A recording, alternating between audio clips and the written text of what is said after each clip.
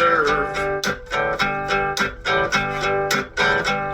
The root of all our evil, it begins with the Federal Reserve. Hey, yeah, well, let's go back in time when everybody was so proud of America. I'm Tommy Salmons. This is Year Zero. Today, my good friend Jon Hartmann joins me on the show. I asked Jon to join me because I've been looking at Tool's lyrics to 46 and 2 and the Jungian interpretation of those lyrics, and I wanted someone who was more read and young than myself to come on and talk about it.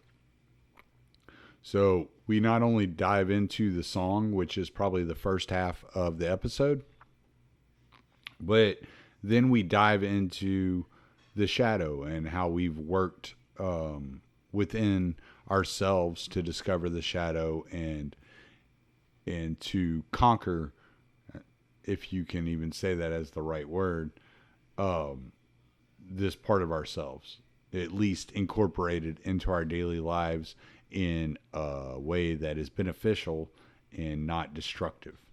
So I think this will be one y'all enjoy. RyanBunting.com for all of your racist graphic design needs and hand jobs. Go to RyanBunting.com. Ryan Bunting is a great whore and a great anarcho-capitalist. But I repeat myself. RyanBunting.com will make sure you get the happy ending you deserve after he constructs the most racist graphic design you have ever seen in your life. So go to RyanBunting.com and check out all the other stuff he's doing, because he's got another website, and I keep forgetting to promote that because I just like talking shit about RyanBunting.com. LibertarianInstitute.org. That's where you'll find me, Scott Horton Show, Liberty Weekly with Patrick McFarland, Kyle Anselm, Conflicts of Interest, and my boy Keith Knight with Don't Tread on Anyone. Go to the libertarianinstitute.org and you'll find great writers like Jim Bovard, Kim Robinson, Ron Paul, Lou Rockwell.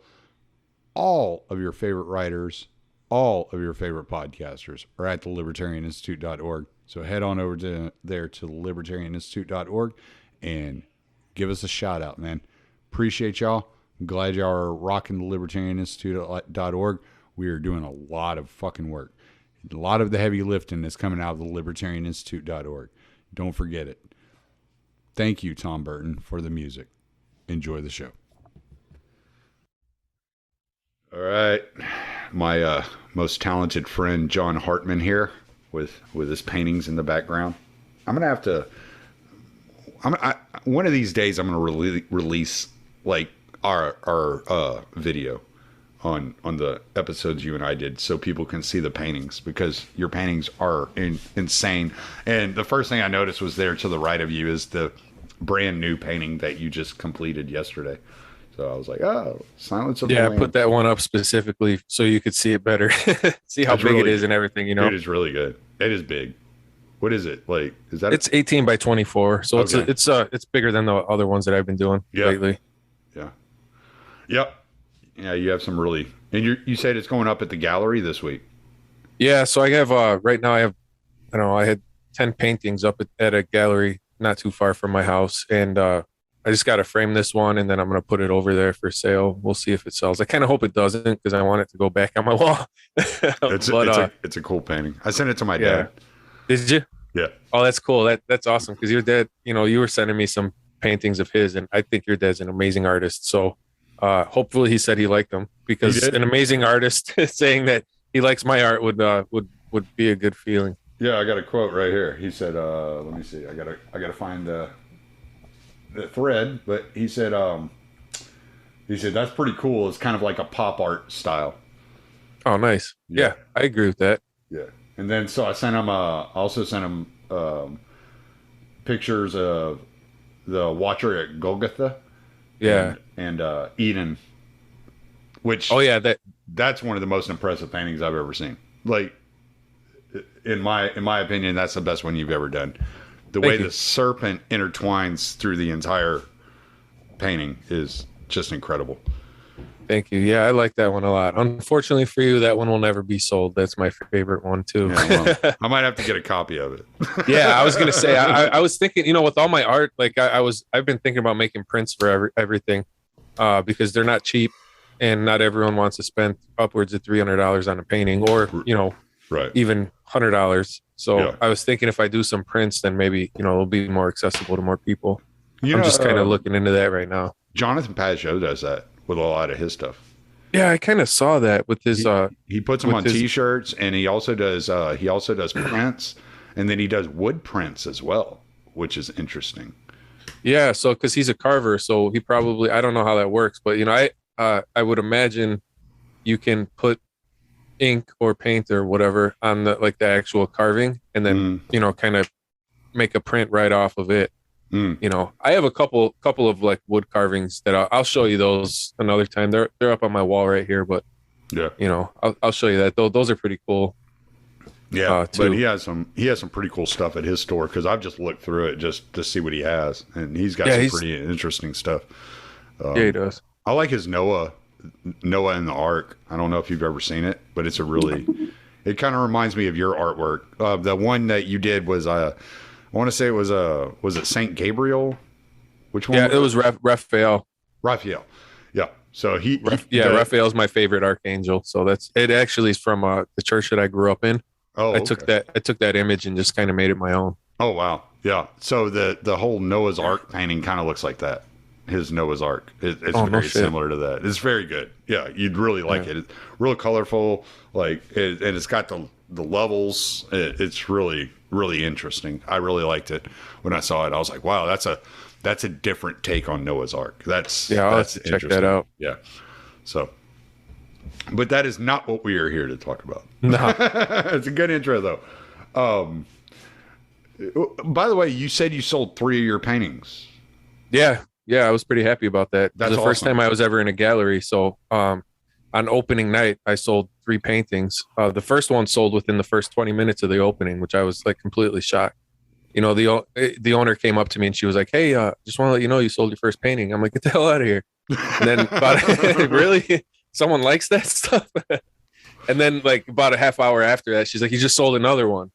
And I'm like, "No shit. All right, let's do this damn thing." No shit. And next thing I know, she's coming up to me again saying, "Hey, got another one sold."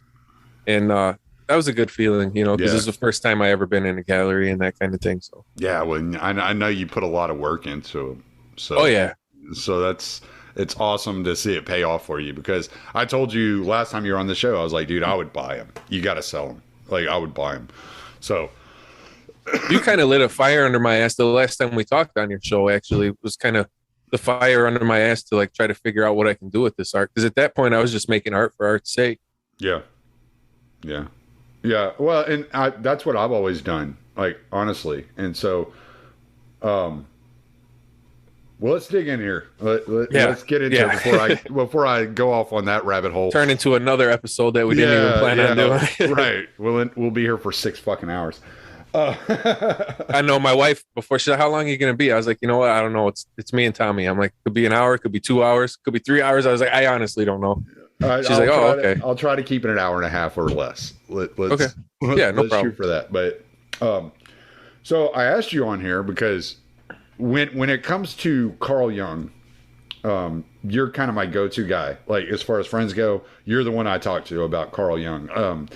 You've read much more of his stuff than I have. You have more of a deep understanding of his breakdown and stuff. And I ran into this video months ago where it was talking about 46 and 2 by Tool as from the perspective of Carl Jung and the shadow.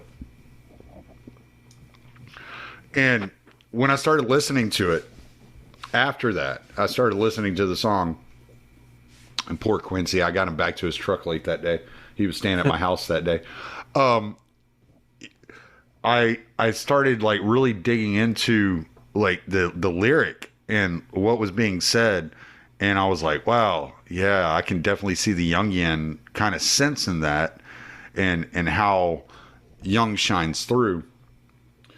But I kind of wanted to go through it a little bit and kind of let you explain what he's saying compared to what Jung was saying, and the way that it all kind of intermingles, and how it's a good intro. And then I kind of wanted to get into the shadow a little bit more, because I think the shadow, I've come to respect that idea of the shadow a lot here recently.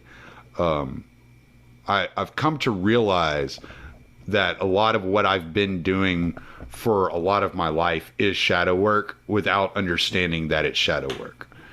And so I think if we can kind of delve into that a little bit, it could help a lot of people. Yeah, definitely. With the song in particular, or do you want me to start with the song or just kind of? Well, yeah, let's start with the song for sure. I just kind of want to give an intro. Gotcha. Do you want to go through the lyrics? Do you think that would be helpful? Because I think the lyrics are pretty intense and actually kind of give kind of a point of view, maybe an opening into the idea of the shadow that a lot of people feel, right? But they don't understand. And maybe you could break down what it is about the lyrics that are so intense and so touching and so mimetic, I guess. Kind of what's the term that Jung would use? The collective subconscious, the collective unconscious, or the collective, collective unconscious. We'll go with that one for sure. I just want to kind of first off start by saying like what Jung kind of interpreted the shadow to mean was the negative aspects of yourself, the opposite of what you are, and everything that we hide about ourselves. You know, hide from ourselves as well as from other people, and it can also be like the underdeveloped attributes of us. Let's explain. Let's expand on the opposite attributes. All right. I don't know if that explains it properly. Okay, so the opposite. Wait. I think what you're trying to say is the opposite of how you present yourself. It's right. The parts of yourself that are not, that you would view or you as not being socially acceptable, and so you Correct. Tuck those things away within yourself. It's not the opposite of who you are. It's actually a deeper part of who you are.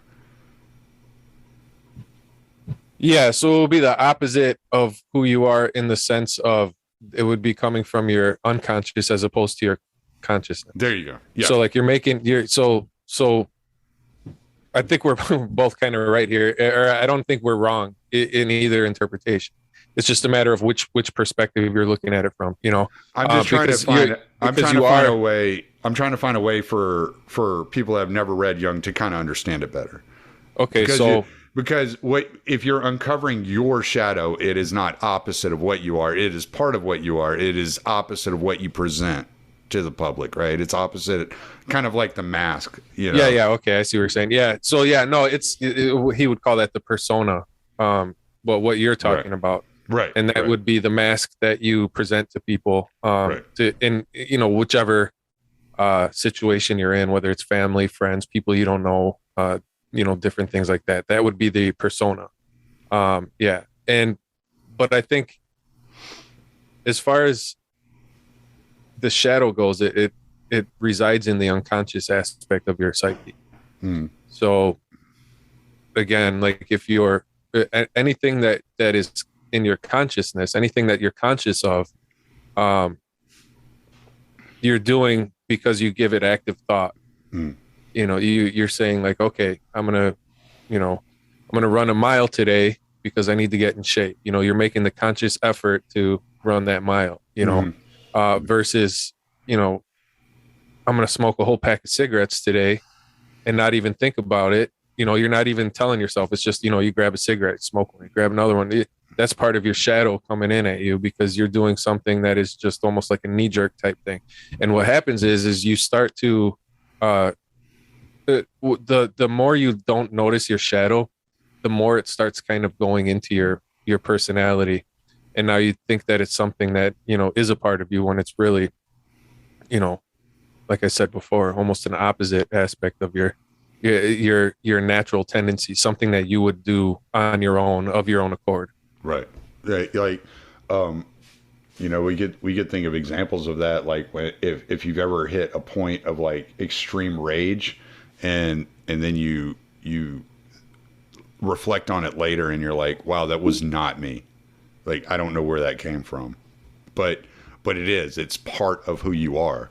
So, I like what the example that Uber Boyo uses. It's kind of an extreme example, but I like the example of Fight Club and the Tyler Durden character as being the shadow. You know, that's an extreme example, but they also talk about like mass shooters in that whenever you're looking at their video, they talk about mass shooters. And they're like, if you just call these people psychotic, you're not understanding what it is. And if you go read like the book Ordinary Men, have you ever read that? No. You would get a lot out of that from a Jungian perspective. Like you would really enjoy it. Basically, what it is, it's a psychological breakdown of what happened in World War II with your average person that became Nazi soldiers. That sounds like it would be right up my alley. Right. Yeah. You'd love that book. It's a great book. I've read it like twice. It's a really interesting book. So basically, if you sit in a room and all you do, like, let's say you're a loner, you don't have a lot of friends, and you sit in a room and all you do is stew on hate, the most extreme hate you can think of all the time, and then you act it out, you're not acting irrationally. Right? You might be acting unreasonably, but you're not acting irrationally. You're acting out what is on your mind. And so the integration of the shadow into the self, into finding the self, is the acceptance of all of the bad attributes that you have, understanding where you're flawed, and accepting those attributes and then working on that. Right? And so not just letting those... letting those things fester and become and begin to control you. I'm sorry, go ahead. No, I do agree with you. I don't think anything you said was wrong, but we need to keep in mind that the shadow is the opposite, not necessarily negative of what you are, of what you do, what your natural thing is. It's like, you know, you can have you can have just a really evil, truly evil person.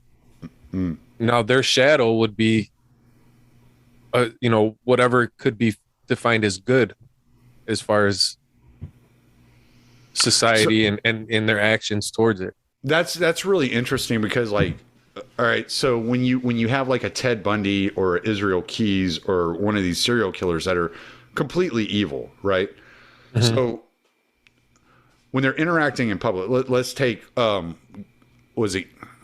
it wasn't Gacy. It was what's his name? BTK. Not really. Okay. All right, BTK. So I don't know if you're familiar with him, but he was a dog catcher. He was active in his church. He was a normal guy by all stretches of the imagination. Israel Keys was very community oriented and was had been working in his community to help build it up. He was a carpenter. He was a construction worker. And so when you look at these serial killers, like when they're doing that, I guess this is where I kind of like get lost on interpreting it, and maybe it's not even important to really understand this portion of it. But so is the shadow the part of themselves that they're putting forward, or is the shadow the part of themselves that they're living in secret? So I think I honestly think depending on how you look at it, it could be both. Okay. You know, it really is. It's not even so much of like living, because the shadow is things that you do unconsciously. things that you're not really focused on, that is just like a part of, like a knee-jerk aspect of yourself. So I mean, I wouldn't say that, like, if you're deliberately hiding something, I wouldn't necessarily call that your shadow. Okay. Although that's how this is the hard thing to understand about the shadow. That is how the shadow starts. That's how we form the shadow. You know, like when we're growing up, deliberately hiding things. Right. You know, and a lot of it has to do with societal function, right? So like when you're a kid and you're being taught by your parents, you know, I don't want you to do this thing that you know, every kid does, like, you know, puts things in their mouth, for instance. You know, babies, a lot of times, you know, that's how they learn. You know, that's what they, you know, learn about a lot of things. They put stuff in their mouth and, you know, whatever, they touch things. And, you know, then you get a little older, then you start, like, you know, dropping things and seeing how they break. And, when I was a kid, I actually smashed a goldfish. My mom, it's a funny story. I wanted to see what color blood it had. So the way I figured that out was, you know, by smashing it and, you know, seeing that. And, you know, it's things like that. You know, now my mom told me that I shouldn't do that, and I agree with her. But there's certain things that are, like, you know, just innate in the way that kids function, in the way that kids learn, that given the wrong parent, you can actually start creating your kid's shadow by making him not do that stuff. So now that he thinks everything, anything that was a normal action, and that your parent is telling you, no, you can't do that. Now, when you're older and you need to use that function, that completely normal function of yourself, it's like a wild dog that was cast out in the middle of the forest to live on its own forever. Now you come back and you actually need to use this type of function of your psyche, or, you know, different thought processes, different emotions, that kind of thing. Now, when you actually need to and you're forced to, now you don't know how to do that. So now it's going to run wild. You know, it's like they see aggression in little boys as a bad thing. So then they tell little boys not to be aggressive. But then when boys eventually are pushed to the point where they have no choice but to be a little aggressive, typically in, like, the workspace, you know, dealing with, you know, superiors or people that are, I don't know what the proper term is, you know, like your equals in your job place. You know, sometimes you need to be a little forceful in order to, you know, to get what you need to do. Right. But if you've been taught your whole life to not be forceful, to not be aggressive, when you finally need to use it, it's going to come out like a wild dog that's, you know, hungry and needs to be fed right now. You know, you're not able to control the things that are a necessary function of your interaction with the world. Serial killers might be a bad example then, because, all right. Yeah. So, and the reason I'm thinking that is because maybe these people never developed the shadow. Maybe that's where the problem is with these people, right? So what, instead of hiding it away subconsciously and burying it into their mind, they lead a second life. They hide it in a second life, right? So I remember one of the stories about Israel Keys, and I just find this guy, like, super interesting because the way he went about his business. I think he's an interesting test subject. So he brought a friend of his when he was a child. He brought a friend of his out to the woods, and he tortured and murdered it and, like, killed a cat, right? And the friend got sick and then went and told everybody. And he learned at that moment, okay, I just can't tell anybody about this stuff. Right. But he never stopped doing it. He never buried it away as socially unacceptable. He was like, it's socially unacceptable, so I'll do it in private. I'll do it on the side. So maybe these types of people don't develop the shadow. Yeah, it's like the, you know, I could, yeah, man, that's true. I gotta think on that for a while, but I see what you're saying.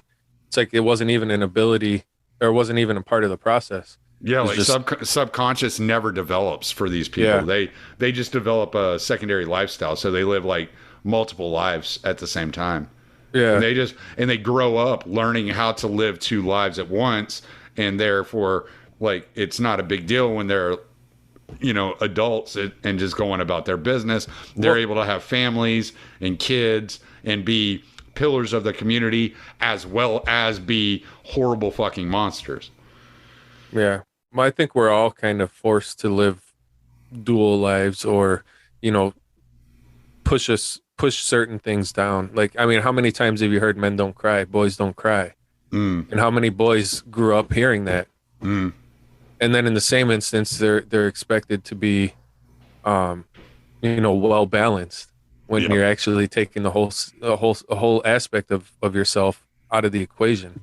You know, and that's kind of, it's so, I wouldn't necessarily, I don't know. I gotta really think about this serial killer thing, because I could see where you're coming from, but I'm wondering instead of the duality being in the consciousness, the duality is in the lifestyle. Like, that's because when Jung talks about the duality, he's talking about your consciousness. He's talking about the way that you divide things emotionally within your mind and the way that you're dealing with it psychologically. He doesn't talk about duality in your physical life, in the way that you interact with the world, right?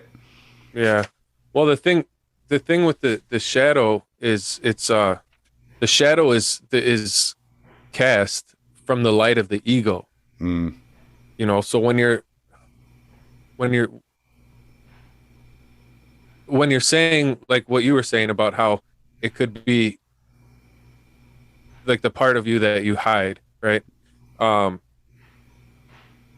Essentially what you're doing is, you know, everything, the ego / persona, I guess, you know, you're cutting off that part of yourself. I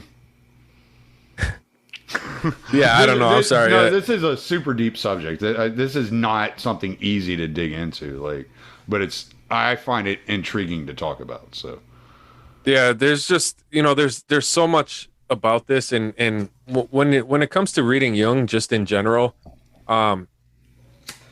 he's got so many, like, notes per paragraph that, like, go off on their own tangents, and then, you know, that you almost need to read a whole separate book just on that one paragraph to actually understand what the hell he's trying to say, because Jung's consciousness was so much higher than everybody else's. I mean, extremely higher. It's one of the things I've always told people about Jung. It's extremely dense, and it can actually be hard to read at times, but it's because every paragraph could be its own book. Yeah, well, because he doesn't think, like, the more you read of him, the more you realize he doesn't think like the average person. Like, he thinks in, like, symbol clusters. Like, this, if he says this word, he can look at that word and it'll mean, you know, 10 paragraphs in all different directions about that one thing, you know, and versus us, or the average person, I guess, you know, you see a symbol and you have the same thing, but it's not in depth. It's not, you know, it's kind of like you're sitting there and you're reading the sentence and you're like, oh, okay, well, I don't know what this means, so I'll just wait till the next sentence and see what the next sentence. You can't read Jung like that. There's no way. You're not going to get context by just reading the next sentence. So you're going to be totally lost. Yeah. Yeah. Exactly. So you really, I think, first and foremost, if you read Jung, and you know, even if you can grasp Jung like really well, it's very hard to articulate in normal words. And I think the more that you read Jung, the more you kind of get that cluster too, where it's like, you know, not necessarily words that you can't like speak about it with words, but like if you read it and you look at it, like, you know, okay, yeah, that's exactly what it is, you know. Right. It's kind of hard to tease out some of this stuff. And that's part of the reason I wanted to cover this song. All right, so like let's get back on the song, because I think this is a good point to like enter the song into the conversation, because I think the words that Maynard chose to use to describe the act of incorporating a shadow into oneself were perfectly chosen. I think he did a really good job of choosing how to take Jung and the idea of the shadow and make it bite-sized and make it available for everybody to kind of grasp at least a piece of it and a portion of what Jung was trying to say. All right, so I was having a hard time looking at this and like, because when I see like the first couple lines, my shadow's shedding skin and I've been picking scabs again. To me, that tells me that his, he's kind of evolving. His shadow's evolving because he recognized it, but he doesn't necessarily want to heal because he's picking the scabs again. He wants to keep the scars. Like he wants to keep the scars that his old shadow had given him so that he can kind of use them as a reference point in the new evolution of his shadow. Because that's the thing about your shadow, is it's constantly turning, it's constantly changing. It's never like, okay, I have this bad quality in me, I'm going to take care of it. Now it's gone and shadow work done. It's like, no, the more you live, the more you work on your shadow, the more you find. And just because you take care of one aspect of it doesn't necessarily mean that there's not another aspect that's going to show up somewhere else. So that's what I took from it. And I was like, wow, that first line, the first couple lines was like, I chewed on that for a long time. Yeah, no, I see what you're saying, but if you take in the very first part where he's whispering, the join in my child, which to me, that is extremely like telling as to what he's doing. He's like talking to the more primitive side of himself, the more childlike side of himself. And he's like, join in my child. And then he said, and listen, I've been digging through my old numb shadow. So he's like, I'm fucking with this thing. I'm trying to figure it out. I'm going through it, right? Mm-hmm. And as I'm going through it, it's shedding skin. So it's revealing different layers to me. And I'm picking scabs again. So it's like what I was telling you earlier, like when you go into deep meditation or deep prayer, memories are coming back to you. And you have to accept those memories into that meditation or that prayer to really bring that forward, that evil or that whatever you're ashamed of that you've done. You have to really dig into that. You have to accept it, and you have to reopen that wound and examine it. That's kind of how I took it. Yeah, I mean, yeah, there was a couple weeks ago, I was telling you, with certain experiences, what you should do is you should look at it from your own experience, the experience of the perpetrator or the person that, was the other side of whatever it was that you were dealing with, and as well as like a nonpartisan observer that's just watching the act take place, Right. And I think that's the kind of higher aspect of it. It's so you have your ego, you have your shadow, then you have your anima, animus, and then you have yourself. Those are the four aspects of what makes up their psyche. So I think for him, he may be looking at it from his anima side. And that that the anima is the one that's whispering to the shadow. So the inner mother is like, come here, child, and listen. Yeah. Okay. Actually it would be the anima speaking to the ego through the shadow. Because the ego is the one that's going to actually do the shadow work. And the shadow is just the thing that's hiding everything. So she's kind of like, to me, it's like the anima saying like, hey, come over here, step through the shadow. Cause there's something else on the other side. It's me. Yeah. It's me, and it's more than me. It's yourself. Yeah. Yeah. Like, capital self, like capital. Right. Exactly. Yeah. And, I think this is kind of hard because, when you see the capital self and people automatically think that, you're worshiping yourself, capital S. No. And you're not, we gotta do that episode on Jesus Christ and the self. We got to do that. That'd be cool. We should, because that's such a hard chapter for me to read. It's so it's hard because it's so hard. Yeah, it's like you're talking about me becoming more like Christ. Like that's hard for me to even comprehend. But that's the whole point of Christianity. What's and the be whole Christ-like. point? What's the whole point of Jung? Right. Exactly. But that's what I'm saying. Like, so, but I think a lot of people, when they see the capital S self and, you know, how we're trying to like really work on ourself, I think people kind of take that as self-worship, and it's not self-worship, because the self is the God image of the psyche, and you're Right. working towards becoming a better and whole person.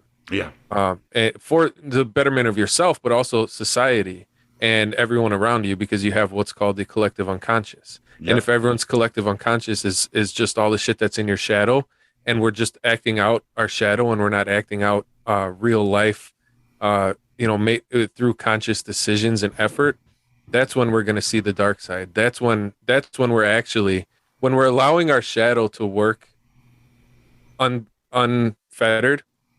I don't even know if that's the right word. But when, you know, unobstructed, the shadow just lets, that's when we see self-worship. Yeah. You know? Yeah. Theosis. So Theosis is complete knowledge of thyself, understanding thyself, and the meekness and humility that comes with knowing yourself. Yeah, which is just exactly what Jung talks about. Right. But from a psychological standpoint, you Exactly. know? And I mean, you know, he makes the argument, you know, so much that religion and psychology is, you know, one and the same. Oh yeah, he came to the conclusion, like, spoiler alert, he came to the conclusion that in order to study psychology properly, like, one would become religious because there was no other way to view it. That it was the only way to unobstructedly, like, attack that subject is through a religious framework. And that's where him and Freud had, like, their fallout. Yeah. Yeah. Yeah, because Freud was like, he was afraid to go that direction, because he knew, and probably rightly so, that that was going to be looked at something that was unscientific. I think he was also an anti-theist, which makes a big difference. If you're completely against the idea that there is a God, then letting your conclusions depend on the point that there is a God is very obstructional. You know, very much an obstruction to your thinking and the way that you do your science. He would have had to go back and redo all of his science. So all of his presuppositions were wiped out by what Jung discovered. Essentially, I mean, there was a lot of things that I think Jung did agree with, but I think with Freud on, but he did kind of go one step further a lot of times, and the reason for that was because he saw that, you know, it was very scientific to talk about the things that he was talking about. And that's what I mean by, like, his conscious. He was just so much more of a conscious person than anybody ever. When he's, you know, he can see some, like Freud. Everyone talks about Freud right now, or not right now, but, you know, everyone. I feel like more people know Freud than they know Jung. You know, and that just shows how far right, and that just shows how high above his consciousness was than everyone else. Like, here's a guy that can look at someone that everyone else looks at as like the best thing ever when it comes to the psychoanalysis. And he's like, no, you're right, but you're not going far enough. We need to take it in this direction, and this is why. Right. You know, he was able to see it in a way that nobody else would have been able to. I actually, especially someone as smart as Freud. I actually ran into I guess somebody here recently has recorded the audiobook of the Red Book and put it on YouTube, and I was like, oh, I'm terrified. I don't know if I don't know if I got 10 hours of Jung in me right now. So, yeah. All right. So let's move on to this next section of the song. He says, all right, coming from that first section. All right. So I think I like your description, that the anima talking to the self, or talking to the ego about, like, the shadow. I like that. And the scabs, like, all right, yeah. So then he goes, I'm down digging through my old muscles looking for a clue. I'm down digging through my old muscles looking for a clue. It's like my muscles, I guess, could be synonymous with actions. Yeah. Or even just like But he regular. does later on in the song, he talks about muscle memory. So it's like what I do subconsciously. It's what I do without thinking about it. It's my muscle memory. So he could be talking about the way he acts without thinking. At this point, he's talking about his actions, but he's doing so in a way that's kind of vague at this moment. It's like there's an unveiling happening. An unveiling. Yeah, again, I think like he's still like trying to figure out whether or not, like, he sees what he has to do, and now he's trying to figure out if he can do it. Is what I'm like. That's the clue he's looking for. Like, can I get my body to participate? Right. My body, but also my mind. Because, I mean, you can know without a doubt what you need to do. So but you don't always do it. Am I wrong in, like, I'm looking at muscles and I'm just seeing something physical? That's kind of where I'm caught up. That's why I'm thinking like actions or body, like. Oh, I see. That actions physical, is like that physical participation. Action. Yeah. Yeah, I mean, that's possible. His who the hell knows what someone else is thinking when they're writing these things? We're speculating on Jung and Maynard here, like, so it's not like we're talking about dumb people, right? Yeah, Maynard is a smart dude. I have actually, although I haven't really listened to their music so much, I have heard him talk a lot of times, and I'm like, wow, that guy's kind of smart. Yeah, he's been on Joe Rogan Experience quite a few times. Has he? Yeah, him and Joe Rogan are good friends. He owns a wine company, and he does all kinds of. He's got a farm in Arizona. He does all kinds of crazy stuff. Dude's really a smart guy, and his lyrics, all of his lyrics are very cerebral and very intense. From the 90s on, like, there was never a time where Tool lyrics were not interesting. There was always an interesting, like, point of view that he was giving. There's this one song called Sober, which I find like really an interesting song, because he starts off the song speaking as the addict, begging for like healing, and then he ends the song as the drug, begging the addict to come back. Oh, that's crazy. Yeah, it's a wild song. Like, when you really like break down the lyrical structure of it, you're like, oh wow, like there's something going on here. Yeah, I'm gonna have to listen to that one too. Like, I'm not gonna lie, like, I only know like a handful of Tool songs. I mean, there's no mistaking Tool when you hear them. I know that. Like, Tool has a very distinct sound, and Maynard has a very distinct voice. So like, it's not like I wouldn't know that if it was them if someone played a song. I'm sure you've heard Sober before. You probably just like never listened to the lyrics. Never listened to it close enough to understand what was going on. Yeah, because it was like their first hit from like 95 or some shit like that. Oh, okay. Yeah. Well, 95, I was 10 years old, Tommy. Yeah, well, it was on MTV. You were there. Maybe. I don't know. It came on right before Beavis and Butthead every night. Oh, okay. Then maybe I have. No, I didn't have cable for a while when I was a kid. But anyway, yeah. I mean, muscles. Yeah, you're right. Action, definitely action. And looking through his old actions to see if he should make the change, or see if he can make the change. We're looking for a clue as to what I should do next. Like, what's coming next? Like, how can I correct this? Mm-hmm. Yeah.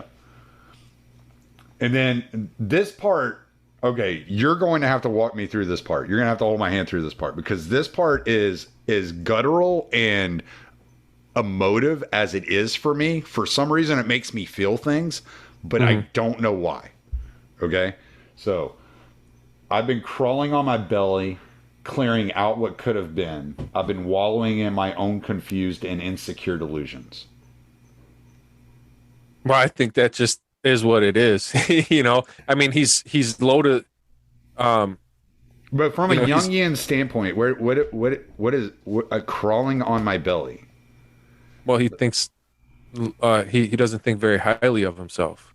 So think about, like, when you're walking shit. tall, when you're walking tall, what are you doing? Your chest is out, your shoulders are back, you're looking up, and you can see everything around you. Is When this you're an calling on appropriate time to make a Top Lobster joke? I'm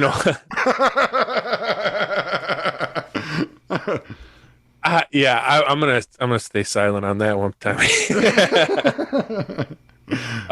Love you, Danny. I'm just joking. But I mean, that's what it is, I mean, and now think about think about if you were actually crawling on your belly, what that would look like, and what you'd be able to see from that vantage point. You'd be the snake. You're the serpent. Yeah, that's a good point. That's a good image, being the snake. But what does crawling on your belly have to do with clearing out what could have been? You're starting from the very bottom. You're looking at it. You're looking at the things that are probably the most minuscule. And you're working your way up. Yeah. So whenever I hit rock bottom and I'm left on my belly, my only choice is to clear out what could have been, or I'm going to self-destruct. Well, how do you know what could have been? I mean, yeah, I have to stop. I have to stop imagining, like, I have to stop with these fantasies of my own greatness. I have to, like, accept reality. I'm at rock bottom. My ambitions, my dreams, all the stuff that I think I am, all the stuff I lied and told people I was, I have to stop that. I have to face reality now. That I'm on my belly. I have no choice. I either face reality or I self-destruct, or I keep lying myself until I end up dead. Pretty much. Yeah. I mean, that's 100% what it is with a lot of people, and that's exactly what the shadow work is like. I mean, how many people live in that mindset that, kind of like, what was that? Married with Children, right? You had Al, who always talked about his greatness as a high school running back, right? And he's always, I could have been yada yada, like the greatest college player, the greatest pro athlete. Like, you got to get away from that. You got to stop. That's just a speed bump in your way. Pretty much, because you're looking at when you're looking at what could have been, you're not looking at what is. Yeah. So you're clearing away. You're clearing out what could have been. Like, I'm clearing it out. Like, I'm not even thinking about it anymore. We're going to now. Okay, so I'm clearing out what could have been. I've been wallowing in my own confused and insecure delusions.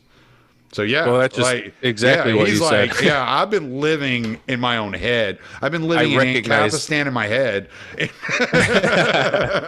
No, you're right, dude. That's exactly what it is. Like, I'm acknowledging the fact that this is what I've been doing. Yeah, I understand it. I understand that that's what I've been doing, and this is why I'm on my search. Yeah, I'm not taking any action. I'm being cunty. Yeah. I mean, people tend to be cunty. Yeah. Fucking cunties. All right, an insecure go ahead. Oh no, you have more to add to that? No, I mean, that's what it is. He's making, he's forced on his belly. He's trying to. Well, not even forced on his belly. I've been crawling on my belly, so I'm not even doing anything to better myself. I've been living in delusion. I've just been wallowing in my delusion, not taking any actual action, not doing anything worthy of looking at. Right. Yeah. So the cool thing about shadow work is that it only works. You can acknowledge that you have a shadow, and you can acknowledge that you need to make the change. But if your ego isn't ready for it, you're not going to be able to. So maybe crawling on your belly is the equivalent of being swallowed by your ego, and the inability to make that change. And therefore you are living within that ego, that persona that you put on, that image that you had of what could have been, your delusions, your, like, the way you envision what should have been. And so you're living in this world in which, like, you feel entitled and you're bitter and you're angry that other people are succeeding and you're not, when you're not actually doing the work it takes to succeed. Yep. Exactly. But so you're being cunty. Pretty much you're being cunty, with yourself. And, I think we've concluded that. Yeah, definitely. I'm sorry, Insecure. John. I'll stop. No, you ain't being a dick to me. I don't. No, I'm not being a dick to you. I'm just being a dick in general. That's okay. Sometimes you got to do that, Yeah. No, I think the next one. This is where I'm kind of confused on. For a piece to cross over me or a word to guide me in, I want to feel the changes coming down. I want to know what I've been hiding in my shadow.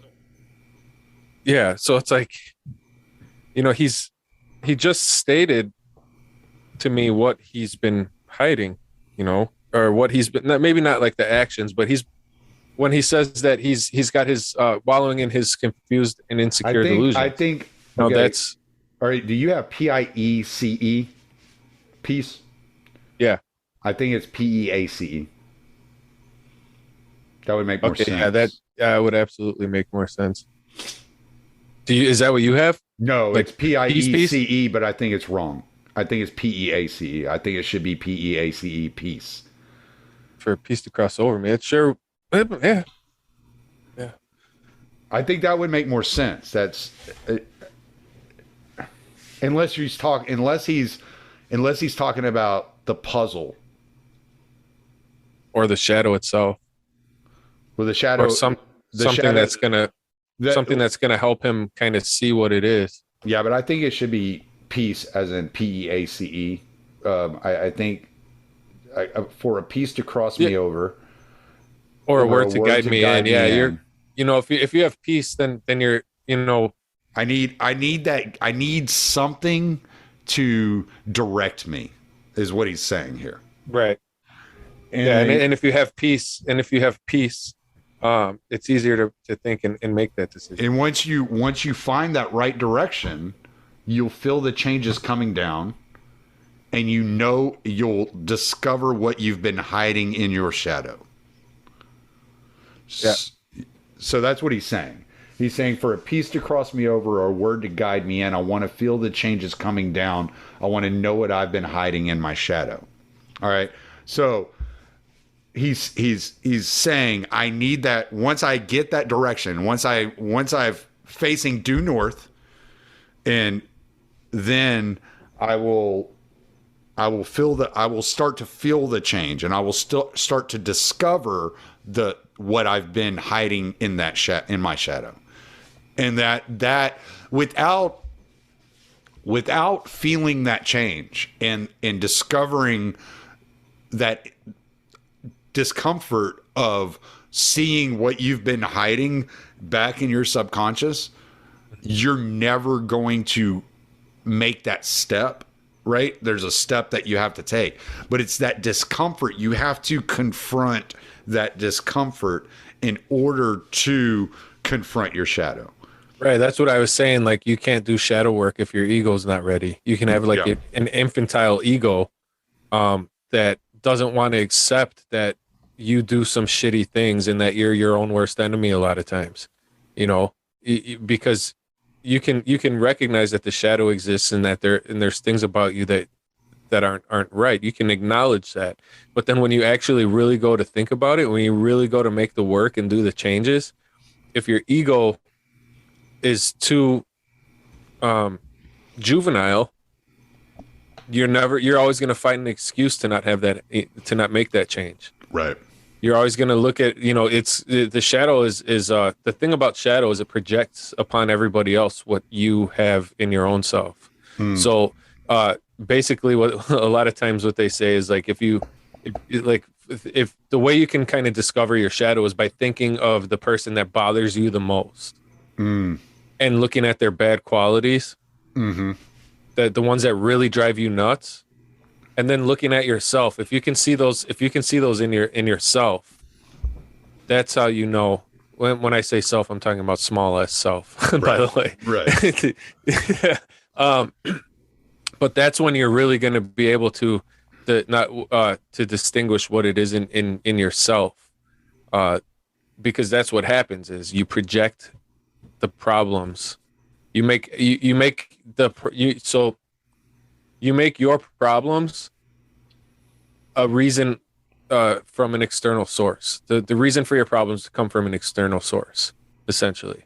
But when you're willing and able to admit that you're the problem, that's when you can actually do the shadow work. That's when you can actually make things better. Absolutely. Yeah. Now we're going to skip ahead a little bit because we're repeating stuff that we've already covered. So I want to feel the change consume me, feel the outside turning in. I want to feel the metamorphosis and cleansing I've endured in my shadow. That's the beginning of the change. That's like, that is something that, well, he says he wants to, so that's telling me that like it hasn't even begun yet. right, He's still but he's in acceptance now. Like, you have to get to acceptance, right?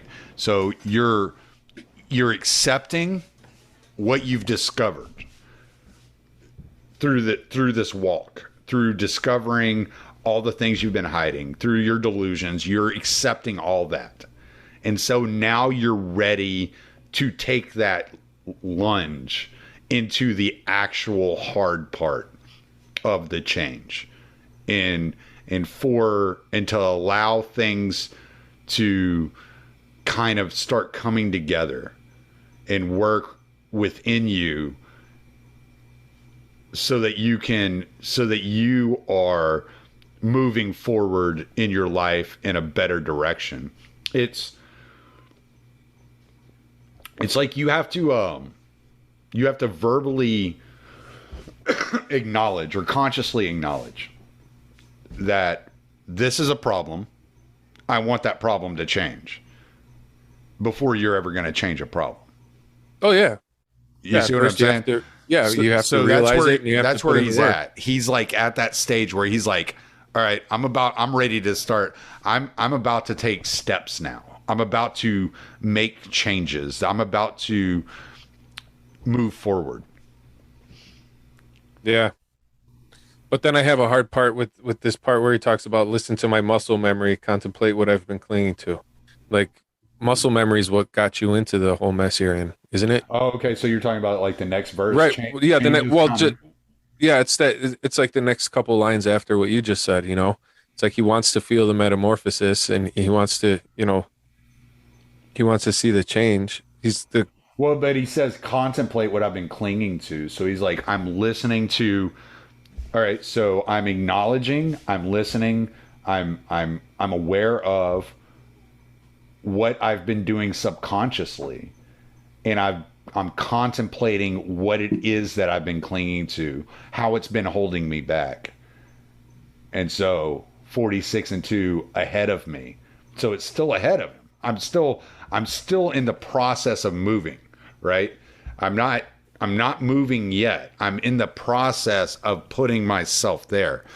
Right. So, like he's just he hasn't yet started, but he's putting himself in the mind frame to start. Right. Yeah. Mentally, you have to do these things to yourself to get you prepared to do things that you're not comfortable doing. So he's got to discover, all right, this is my muscle memory. This is what keeps happening. I have to contemplate why I'm there, why this keeps happening, why I am dependent on this action. And then I have to get past it. And if I can get past it, the evolution, the metamorphosis is there. I just have to take that step. Right. And keep taking that step. And keeping it in the forefront, And never stop taking that step. It is not a one-time deal, for sure. Right. Absolutely. Very aware of that. And then he says, I choose to live and to grow, take and give and to move, learn and love and to cry, kill and die and to be paranoid and to lie, hate and fear and to do what it takes to move through. Yeah, I think he just covers all the bases there, doesn't he? Yeah, Like, yeah, and that's all right, this pretty is everything I straightforward. could think of. This is like every possibility of like all the emotions all rolled into one. I want all of it. Yeah, well, and he's saying I'm just going to do what I have to do. Right. Like at this point, I'm so disgusted in the state of my life today that I'm going to do whatever the fuck I got to do to get past it. Yep. You know, and you have to get to that point, right? So It's the only way. It's the only way that you're going to make any kind of changes if you get to that point. my buddy, By and large, a friend of mine, CJ Ortiz, he has a pretty big brand in the metal community, especially the self-help metal community called I didn't know there was such a thing. That's awesome. There is a such thing. He's been running a site for fucking 10 years called Metal Motivation, right? Cool. Yeah. And so one of the things he's always said is you have to be more uncomfortable in your current situation than you are in acting. When when your level of discomfort gets to the point where you cannot stand your current position anymore, you will then act. But until the inaction is more uncomfortable than the action, you're not going to do anything. Yeah, 100% correct, and that's with any damn thing. And that's what it sounds like he's saying right here. I've hit the point where inaction is not working for me and it's making me miserable. I'm going to do whatever it takes. You know? Yeah, that's I can't say I haven't ever been there before. That's a shit feeling though. Yeah. That's a big time shit feeling, man. It's like, it is, but it's like you have to get there. Yeah. You know? It's like you dug yourself this big old hole and it's like, fuck. Yeah. You look up and you're like, holy shit, man. I Yeah, really how the fuck am I going to climb this mountain? Well, I don't know. Might as well just stay here. The valley. Right. Yeah, man, that's what it is. It's like if you don't,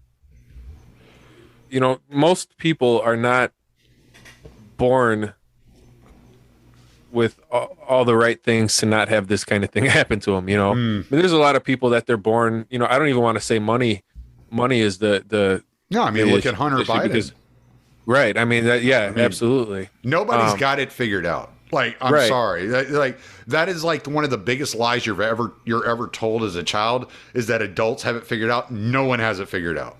Everybody's constantly striving and working and moving and advancing in some way, shape, or form. Even like Elon Musk, Bill Gates. It doesn't matter what name you put up there. They have their problems and they're struggling to deal with something, right? Yeah.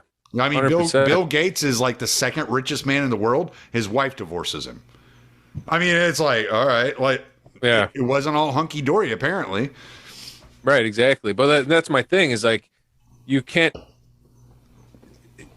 say that like, oh, it's because this happened in my life that I'm fucked, or that I didn't have this. If I just had this when I was born, or if my parents just did this for me, or if I no, it's at some point you got to realize that it's if you just did this for you, it's up to you.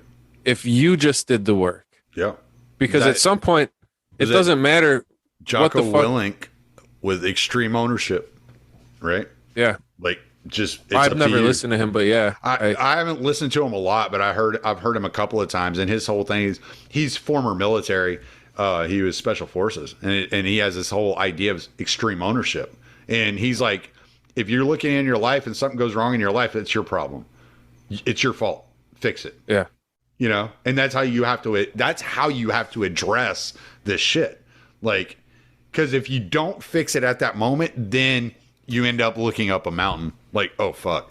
Yeah. So, or and not only that, but like if you don't put the steps in to fix it for you, because no one's saying to, like, I don't know, for me, like, no one, I don't think you have to do this shit on your own by yourself, but you have to take the first step.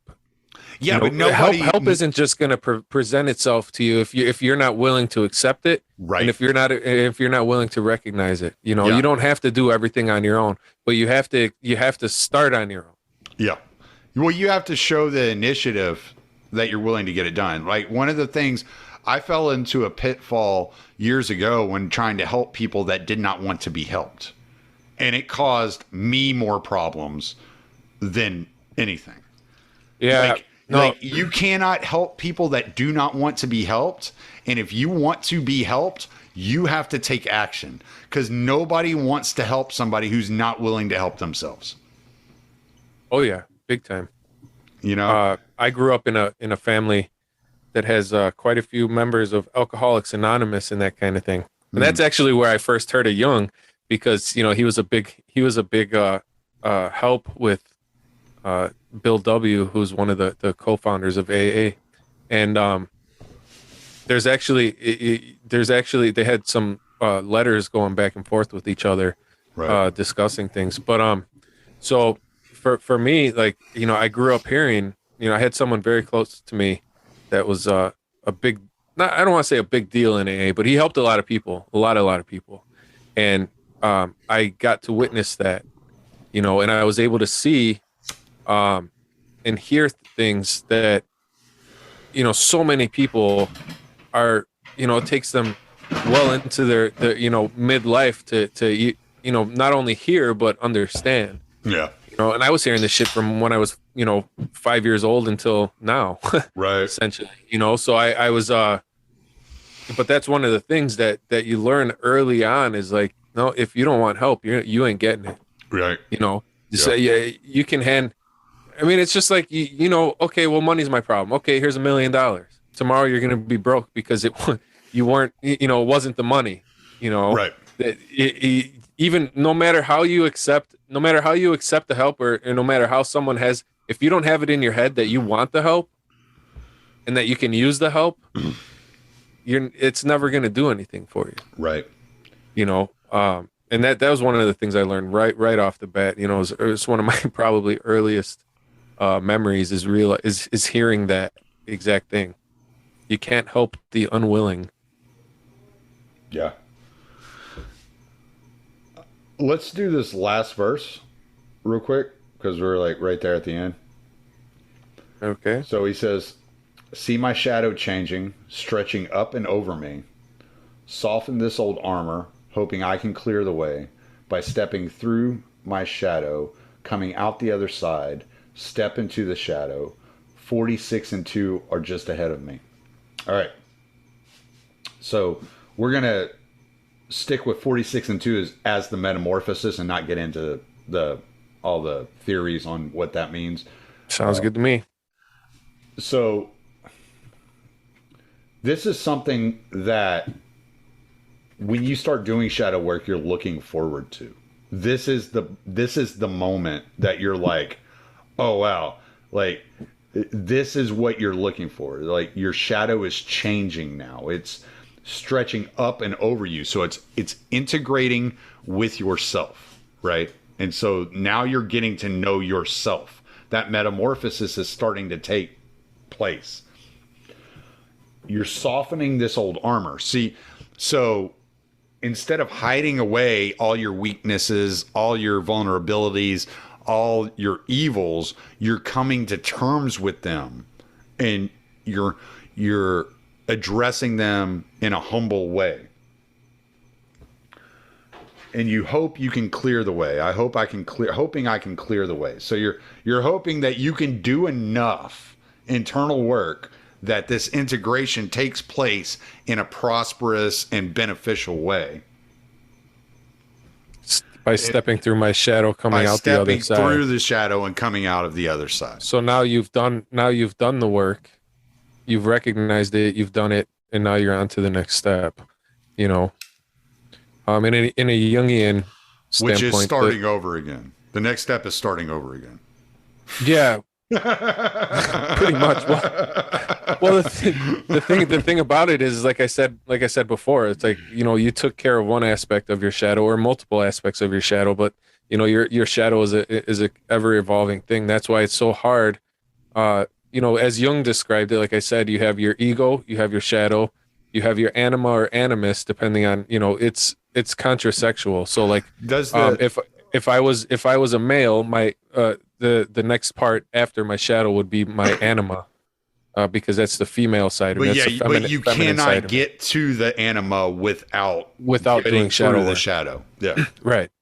And then, then you have the anima or animus, like I said. And then after that would be the whole self, the capital S self. That is a amalgamation of the ego, the anima or animus, and the shadow. So It's like a whole aspect of your psyche. all right. So you're separating it. I know Jung kind of separated it, but the way I've heard it described, and maybe you have a different take on this, so I'd like to hear your opinion on this. I've heard it described that you go into the shadow because you have to do the shadow work because that is where the anima and the self lay. They're in the shadow. They're not on the other side of the shadow. They're within the shadow. But so therefore, like once you step into it, the shadow, it's like stepping into a void, like going into space. There's no other side of it in actuality. Well, it's like an onion.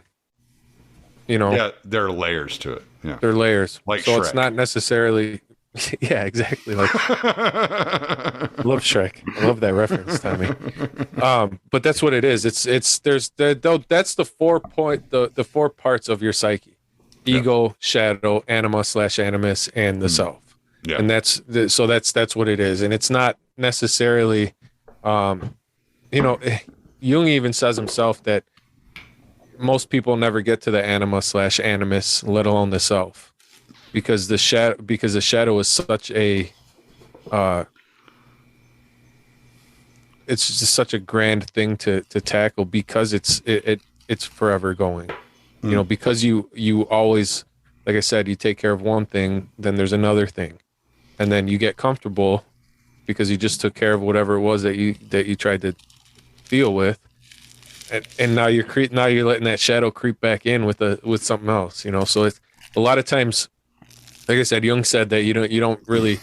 Most people are never fortunate enough to make it past the shadow work into the anima and animus, which, I'm not nearly as smart as him, so I can't argue with or against. But I feel like you could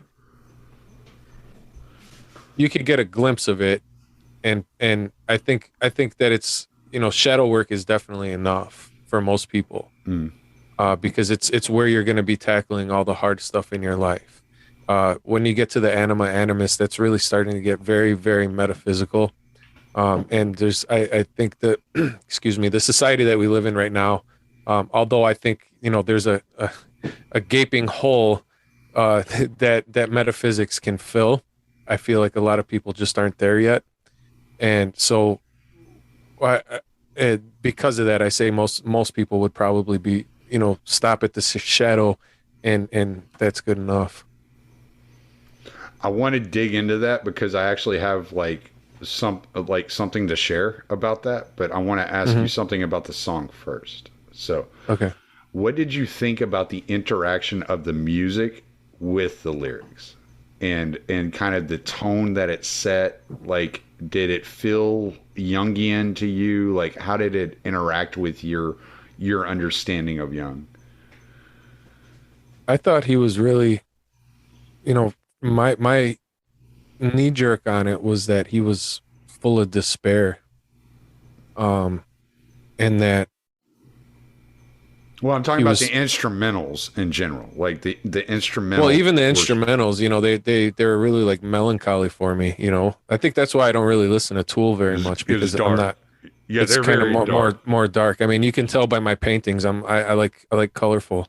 I like upbeat. Britney not Spears and fucking love her, especially now that she's free.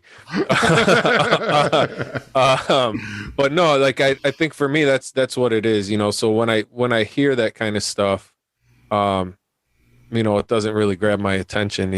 But no, I think it was like really melancholy, and I think it was menacing, and I think that this is exactly what shadow work is. It's not going to make you happy right off the bat.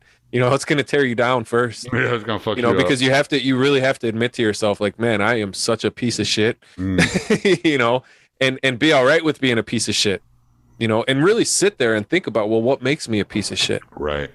And then once you do that, then you realize like you don't always have to be that way. You didn't start out that way and you're not going to be that way if you do the work, So that I think the music instrumental wise was very, depending on what you're talking about as far as Jung is concerned. If you're talking about other things, maybe not menacing and menacing wouldn't be appropriate for Jung, but I think specifically for the shadow it worked perfect. I thought I felt like for the subject, the shadow, like it set the tone for sure. Like, I really felt the thing about the interesting thing about Tool, because I'm a big fan of Tool. I've been listening to Tool since, like I said, the 90s. I was in high school listening to Tool when I was 14 years old. So when I listen to their music, I understand that the instrumentals are just as much a part of the story as the lyrics. So it's kind of like there's a song called Push It. Well, I'll just use this as an example. All right. So the song Push It, it's talking about a relationship that it's not abusive. It's like it's like a relationship that is very volatile and somebody's getting pushed around and like feels like they're getting pushed to the edge, and like the other person is trying to get retaliation, right? So what they did with that song, which I found interesting, is they start off in an A minor and then they work their way into an A major. So A minor is considered very depressing and A major is considered very aggressive. And so they kind of rotated this whole minor major scale like throughout the entire song. As the lyrics changed, so did the scale and the timing. So you get this kind of like more subdued kind of minor kind of like my head's down, I'm ashamed, I'm sorry, I'm such a pathetic person, but you're pushing and you're shoving and you're pushing and you're shoving, and then I explode and it goes into that major. You know what I'm saying? And so they do these things. They tell the story with the instrumental as much as they do with the vocal and the lyric, which I love. I think is very intriguing. Yeah, and it's very interactive, and it really opens your mind up into and puts you in a different space. So as far as setting the mood, setting the tone, creating an atmosphere, I felt like the music was very good. The one thing I did not understand, and Max Durat commented on this at the end of his video, and I know you watched it and I watched it, was the way that it ended. Right? I like the way it ended. I think it's beautiful the way it ended. Like that, you got every instrument on one note. Dun, dun, dun, dun, dun, dun, dun. And it's very choppy.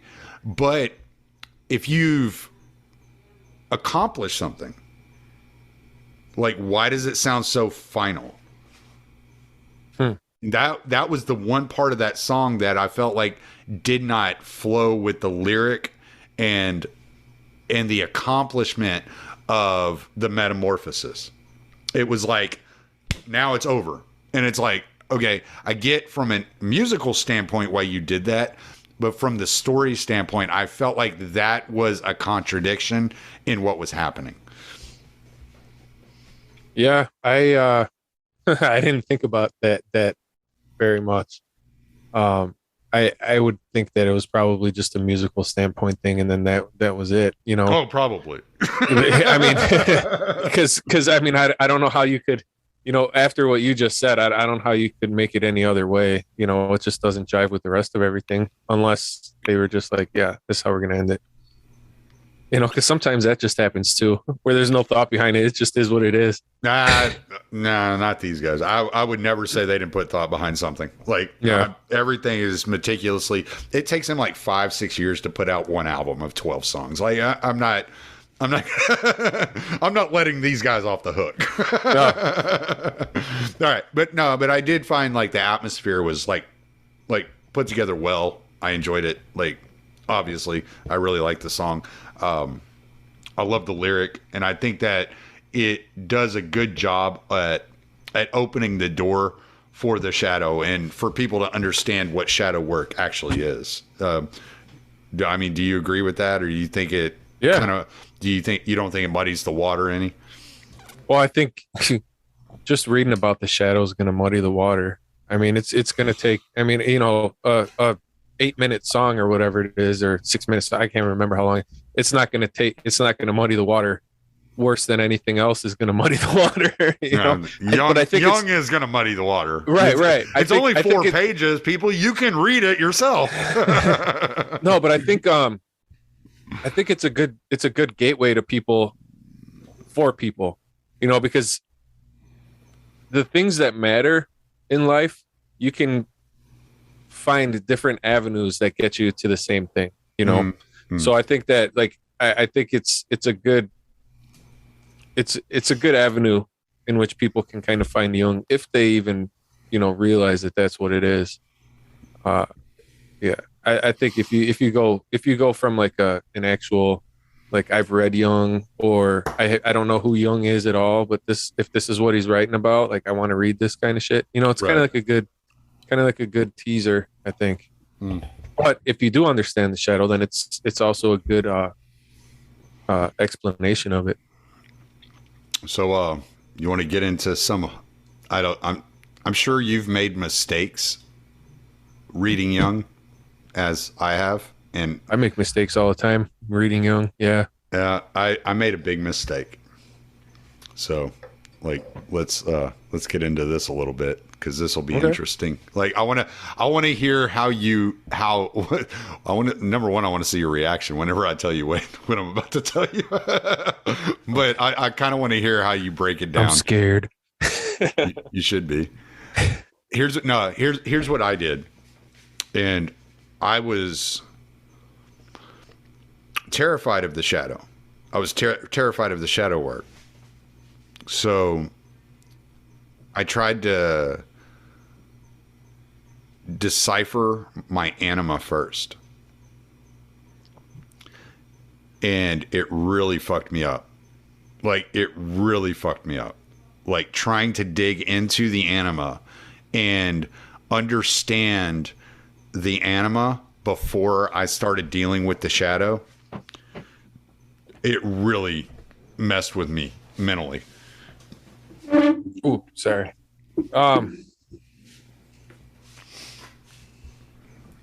Yeah, that's a problem. That's a problem for everyone, though. I mean, you know, you try to bite off more than you can chew, or you think that you understand something and then you don't.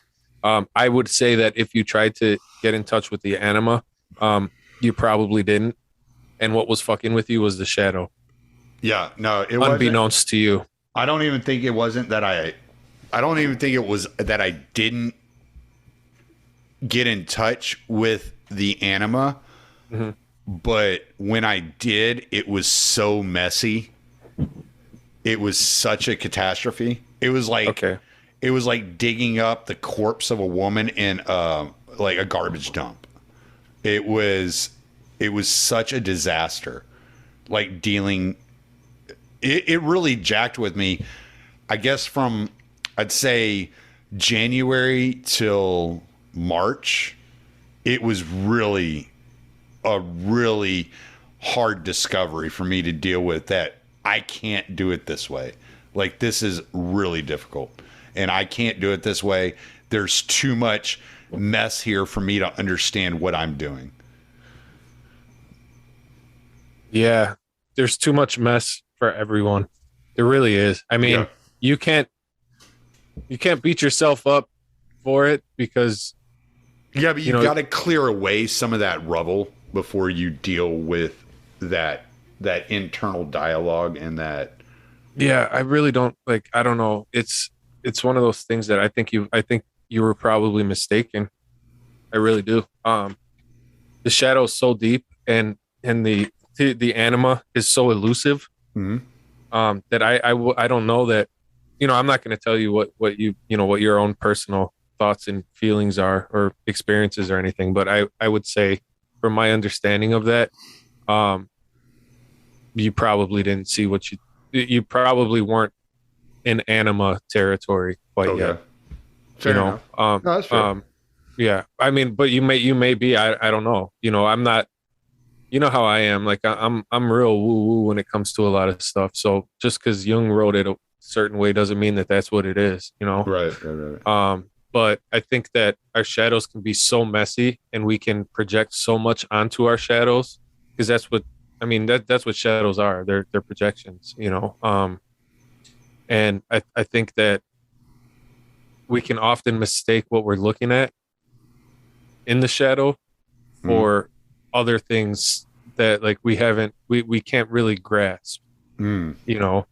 So it's like and when we can't grasp something, that's when we come up with even more projections, Right. You know? So you might have been projecting, the projections that you had might have been attributed to the anima when they were really in fact still the shadow. Gotcha. Yeah. No, I mean, but I don't know. You know, it's hard to know these kinds of things, especially when I can't at this point in our technological era, I can't just like plug my brain into yours and see what you saw. You know what I mean? So wait and till feel next what year. You felt. We'll get the Right? link. Yeah. Oh God, I'm terrified of that shit. I'm never doing that. I feel like, dude, I feel like no bullshit, dude. I feel like I'm gonna be like one of those. Have you ever played like a video? I haven't played video games in a while, so I don't know. But I feel like there was in Fallout. I don't know. You ever play that game, Fallout? Yeah, I played like the first one, I think, years ago. Yeah. Well, there's one where it's like, you know, it's like a nuclear holocaust, right? And then you have like these. You're going through like this world or whatever, and then there's like this culty lady like talking about like before the you know, nuclear holocaust and all that shit. I feel like I'm gonna be one of those guys when I'm old, you know, just be like, people are gonna be like, she's your anima. Yeah, do not pay attention to that fucking weirdo over there, you know, talking about, you know, when people used to walk around and actually do things. Yeah, right. There used to be food growing. Right. I feel like I'm gonna be one of those guys, like where people are like, that guy is fucking nuts. But I'm not. I'm going to be the most sane person. It's just everyone else is nuts. You know? Right. No, but, you know, truth is treason in an empire of lies. Right. You know, that's what they're making everybody is like, you know, we're going to be all robots, and anyone that's not a robot is going to be the, you know, the crazy person, the, you know, outcast or whatever. And I think that's why reading Jung is so important, because, you know, I don't give a shit if people are 100% physically robots in the next 20 years. What Jung talked about is not going to change. It's not going to change because the psyche can't be reproduced technologically. And if it can, it's going to be exactly the same as, and we're not going to be able to distinguish it from you know, an organic consciousness, let's say. So at that point, it's like it really doesn't matter which one it is. You know, it's going to be what it is, and we're not going to know either way. But it's going to act the same way. I don't know if Jung is right for everyone. No, definitely not. Yeah, no, I think that you have to go into this subject and reading Jung with your eyes open and understanding that what you're delving into is your mind, and you are messing with your head. Like, really is, I mean, it's like doing psychedelics without the psychedelics, right? It really, it can really mess with your head in a lot of ways. And I would not suggest that everybody read Jung. I think you have to temper yourself on Jung. Like, I've hit spots in this book Ion that I just can't get past, and I've had the book 7 months now, 8 months, like something like, and I haven't finished it because there are parts where it's like, okay, I'm not ready to deal with that. Like, I'm just not ready for that yet. But that's an understanding of who I am and where I'm at. And okay, all right, I see where you're going. I can't quite wrap my head around this yet. I'm not ready. I'm not ready to really accept this or to grapple with this. Let me grapple with these other ideas and this other stuff first, and at least come to terms with what I'm dealing with here before I start diving into this. I don't know if everybody has that ability to kind of back off whenever it becomes too much. I think the wrong people read Jung. It could actually drive people crazy. I really do. I think it could literally drive people insane. Beyond a doubt. I think that's 100% right. You know, I think it's kind of one of those things, but I think this is the same way as psychedelics. You know, I think that, you know, you shouldn't seek psychedelics out, because I think they seek you out. Yeah. You know, and because that's a whole different thing. But Jung is the same way. It's like, well, that's why I say it's like psychedelics without the psychedelics. It's like it's a mind altering experience. It really changes the entire way you view things. And it's like, okay, like, am I ready? Yeah, it's kind of like taking the red pill or the blue pill, right, essentially. And from, you know, obviously Matrix, you know, you either take the blue pill and wake up and don't know what the fuck's going on, or you see how deep the rabbit hole goes with the red pill, and that's exactly Jung. Yeah, like it's and that's why I said a few minutes, you know, prior to this, that I think most people can kind of stop at the shadow. And that's well enough. Yeah. Well, you know, it's why I said earlier that I saw that the audiobook for the Red Book is out, and I'm like, I don't know if I can tackle that. Like, I don't know if my mind is ready to deal with that. But I want to dive into a little bit more personal like aspect on Jung, and then we can call it a day. Because this is a lot of information, and I'm sure that people are like, what the hell are these two guys talking about? They sound like... Well, I guarantee you, if I listen to this back, I'll be like, what the hell was I talking about? That's just how it goes. I mean, that's what Jung is, though. You can't, you know... Yeah. I mean, there's people that read, like you were saying, how you've had Ion for the last, 6-7 months. There's people that have been reading it for 30 years that don't have it all down. Yeah. You know? No, it's not that I don't have it all down. I haven't even finished it. I'm still on this chapter. I just cannot get past Christ, a symbol of the self. I cannot I get one page into it, and I'm like, this is too much for me. I don't want I want to do an episode on that subject, but I want to be able to work through it and read through it, contemplate it, like really like digest what it is, because it's more than I'm ready to digest at this moment. That's actually specifically, I think in the foreword of Aeon, that's what Jung was talking about. He basically said that. Here, let me think. I think I have this. Jordan Peterson calls Ion the most terrifying book he's ever read in his life. And I've read 3 chapters, and I'm like, okay, I understand. So I actually have this.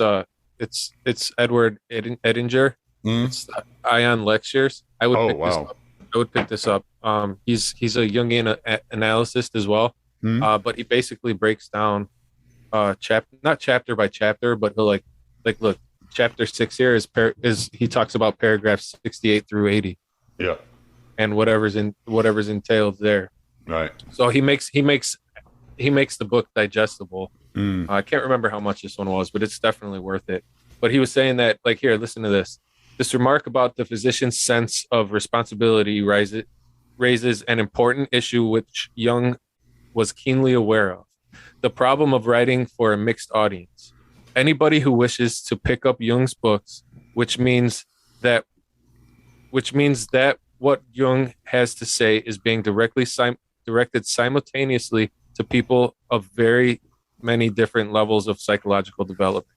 Jung was particularly aware of this issue because what he had to talk about could be a healing panacea, saving knowledge for some people, while it could be absolute poison for others, depending on the reader's ability to understand what was presented. Yeah. So that's exactly what you were just saying. Yeah. I mean, that's what it is. And that's, it's really hard to kind of grasp what he's talking about, period. And then reading something like that, you're like, okay, everything that I thought I grasped, did I really grasp it, or am I poisoning myself? Right. You know, or is it healing myself? I tend to think that it's healing myself, because as I'm doing the shadow work and the contemplation and that kind of thing, I see my life getting better. I see my kids being happier. I see my wife being happier. I see me being able to help people, because that's, for me, that's what I'm here to do. I'm here to help people. I'm not very articulate when I speak a lot of times, I feel like. But when someone comes to me and talks to me about something, I think that I give them the information and the responsibility of being the one that's listening to. I think I fit that role really well. I will be forceful and tell you this is what you need to do, but I also feel like I listen well enough and kind of put myself in their shoes as much as I can. I can vouch for this. So, like, you've become one of my best friends over the last year. Like, thank you. That's awesome. I feel the same way. I love talking to you, and I like bouncing things off of you. If I have an idea or a thought or an experience or anything, like, you're one of the first people I think of. I got to talk to John and like see what he thinks, like, because maybe I'm viewing it wrong. And if I'm viewing it wrong, like, there's always a different perspective. There's always a different point of view. You were talking earlier about viewing things from the perpetrator, the victim, and then from an outside force. There's an old, you remember that band Extreme from like the 80s and 90s? Maybe if I heard them, but not off the top of my head. They had a song called More Than Words. It was like their only hit, but okay. Maybe they had an album. It was called the 3 Sides to Every Story: Yours, Mine, and the Truth. Yeah. And I always remembered that. Like, there's 3 sides there. There's not 2 sides to every story. There's 3 sides to every story. And so, because everybody, intentionally or not, you dilute or color your side of a story for your benefit, like however it benefits you the most. Sure. It's just the way, it's the human nature. It's the way you're going to interact with the world. Right. All right. So let's get into like a little bit of a more personal, because you're an artist and I'm an artist. Now I write, you actually color pictures that are beautiful. Thank you. So maybe one of these days we'll collab on something and I'll have you do like some artwork for a story I do or something like that. That'd be cool. That'd be pretty interesting if I could send you a story and see what you come out of it with as far as art goes. That would be pretty wild. I'd be totally down for that. For sure. Well, especially since I write horror and my my shit's dark. Yeah. so it could be really interesting. Like to see it, like, wait, this doesn't even make sense. But one of the things I realized when I started reading Jung, especially on the shadow, was that when I was writing, I was trying to uncover my shadow. Like that especially when I was writing poetry, one of the common themes that I found in my poetry was I was talking about leaving things in my wake. In the wake of my emotion, or in the wake of my disaster, or in the wake of, and there was always something left behind. It was always this kind of echo of my inability to measure up left behind, rippling through the atmosphere, and that was the remembrance that people had of me. And I've come to realize that that's not how people see me at all. It's just the way I see myself. And okay, so I have to deal with that. But it was always something like a subconscious part. Like, the way I write is not, I don't consciously write. I consciously think of a story or a character, and then I just let it flow and I let things happen. And after that, then I'll go back and it's kind of, you ever seen that movie Finding Forrester? Mm-hmm. Okay, so Finding Forrester was an interesting movie. I keep fucking up all your references, dude. Sorry. No, that's okay. No, Finding Forrester was an interesting movie. It was with Sean Connery. I I don't remember the guy's name, but there was a black guy in it that was like the main character. But Sean Connery was a guy named he was an author or a retired author, and he lived in the ghetto. And he would watch these kids outside his window play basketball. Oh shit! I remember. Yeah, I remember that movie. I saw it. One of the kids was a ago. writer, and he started coaching the kid how to write. It was an old movie, like probably from the 90s. It was a good movie. There was I remember watching with my dad a long time ago. There was a line in that movie that always stuck with me whenever I wrote. And Sean Connery tells the kid, he said, write with your head. No, write with your heart, edit with your head. Like, so that's what I do. Like my first time writing, when I write, I don't think about punctuation. I'm not thinking about capitalization. I'm not thinking about that shit. I'm just writing. I'm just letting things flow out of me. I'm getting it out. And then I come back and I read over it. And then I edit it and kind of move things around and do all the hard work. Yeah. And so what I found is what I'm doing is I'm draining my subconscious when I'm doing this. It's a relief. It's a release for me. It's a way to relax, to kind of get things out. And so I'm wondering if painting is similar to that to you, because I found that what I was doing in a lot of my writing was I was expressing my shadow. I was giving voice to my shadow. Yeah, what I do is I think it's similar. What I do is I actually shut my brain off, and then I grab a paintbrush, and then I start making shapes and moving my hand and seeing what's out there. I kind of look at it like my unconscious, trying to show me whatever it will. That's how I do most of my painting. Is I just don't think. As I start amassing more shapes and they start kind of forming things, I may or may not see what it is that I'm trying to see, or what it is that my unconscious is trying to show me. So for instance, this new one that I did right here, you could see over here there's an alien, and he's kind of in this contraption, and he's making a new god right here. And what he's doing is he's taking that god, and the thing for this god is that he's going to take it to a new world, which is up here. And you can see there's like, it's really mono. It looks kind of like a moon. Yeah. Yeah, because it's not compared to the rest. It doesn't have the god that's gonna take shape of what the society should be. It's a world that has yet to see its god, and because of it, it has no form. And that's why it's, everything else down here is colorful and everything, and that's just kind of gray, and it's got this creation theme to it. Yeah. That's what I was just thinking. The formless void. Like, yeah.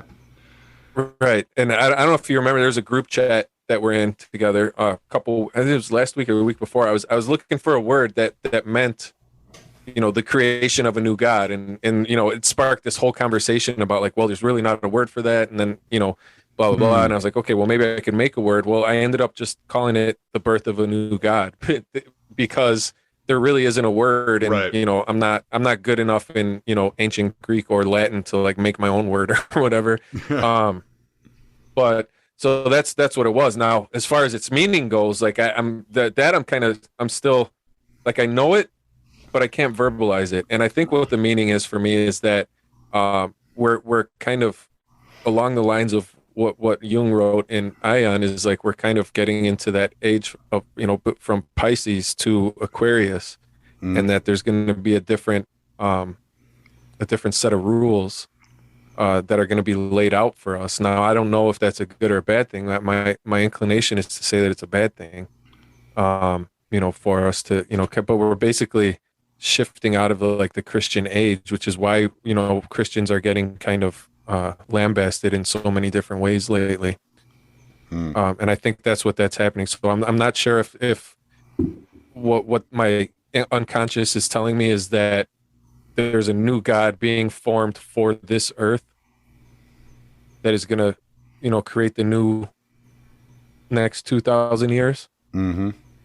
and that we have to kind of be ready for it or perish or, go up to heaven and do whatever we're supposed to do there.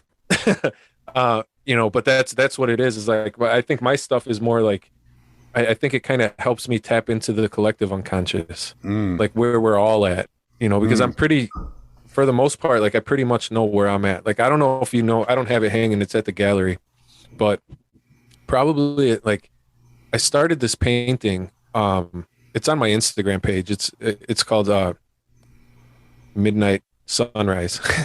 And, before, it was probably the end of January, like the last week of January, I started this painting, and I was looking at it, and I didn't even put color to it or nothing. And as I was making it, like, it scared me. I stopped. I put it to the side. I didn't work on it for another, I don't know, probably 3 weeks. I put it to the side. I started working on something else. And because what I recognized, and this is not bullshit, is Putin invading Ukraine. And what my hand, my unconscious brain that I tapped into, was actually that it was a war, and I saw it as a nuclear war. Now, I don't know if it's going to be a nuclear war. I doubt it is. I think we're all past the point that, like, we really shouldn't be worried. The whole mutual annihilation thing. Yeah. But I don't know if, like, what I was seeing as nuclear war was a metaphor for something different, but I definitely understood it as the war that was coming up, and that was going to be taking place between, that Russia was going to be the perpetrator, quote unquote. And I didn't want to see. I don't. We come from libertarian backgrounds, right? We're all mostly all anti-war and that kind of thing. So when I saw that, like, it scared me because I knew that it was something that was going to happen. And then a few weeks later, here we go. Yeah. And it's not been as bad as it's supposed to be, but that's why I say, like, I feel like when I'm painting, it's more of like me tapping into the collective unconscious, not specifically my own all the time. Yeah. Because I see things like that, and I can't really describe why or how that is, and that's part of the reason why I'm, like, so into Jung. I know that's kind of sounds fucking crazy, but it's the truth, and I don't give a shit if someone thinks I'm crazy for it. I don't think you're crazy. I mean, like, you're a very insightful person, which is what makes it so interesting to talk to you. And part of what makes you so insightful, and part of being an artist of any sort, is to recognize and understand patterns and to see that collective unconscious in a different way, in a different light, and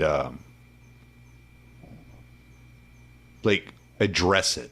You're addressing something that may be uncomfortable and maybe you don't like about the world, but that you feel like needs to be addressed.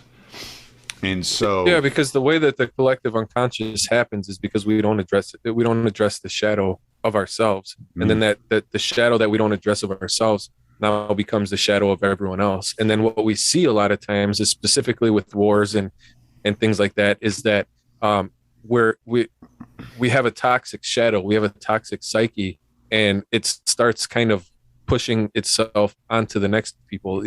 Through our thoughts and actions, we infect other people. And then it gets to a certain point where, there's this thing that we've been sweeping under the rug for so long through society, within our society, that it starts coming out in, mass shootings or wars, or kids jumping on. I live in Chicago. Kids, every fucking weekend, there's a, some big party that, kids are now jumping on cop cars, while there's cops in them, and that kind of shit. This is the shadow, because we went so long with pretending like a lot of this shit doesn't happen, that now it's coming out and we can't do anything about it. Right.